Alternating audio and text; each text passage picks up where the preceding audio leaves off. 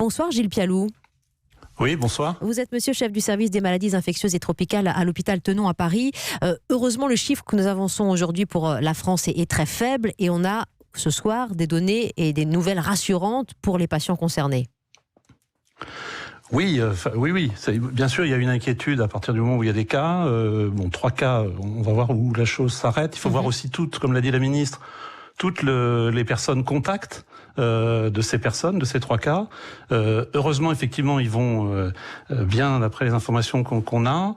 Mais c'est vrai que dans l'épidémie, c'est moins sévère. Enfin, ça a l'air moins sévère pour l'instant que le SRAS si on regarde le nombre de cas par rapport au nombre de personnes décédées dans la province de Wuhan, comme vous l'avez dit. Bien sûr, mais vous parlez évidemment de l'inquiétude qui a trait à l'entourage des personnes infectées. À Bordeaux, on sait que cette personne en a côtoyé 10 ou 15 avant d'être diagnostiquée.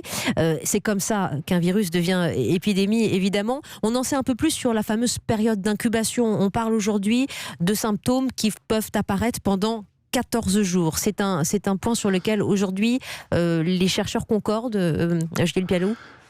Oui, alors la revue médicale Le Lancet a déjà publié le 24 janvier les cas cliniques dans le détail, donc on a effectivement plus d'informations. Ça a été très rapide, il faut le dire quand même de la part des Chinois, ça a été beaucoup plus rapide qu'en 2002-2003.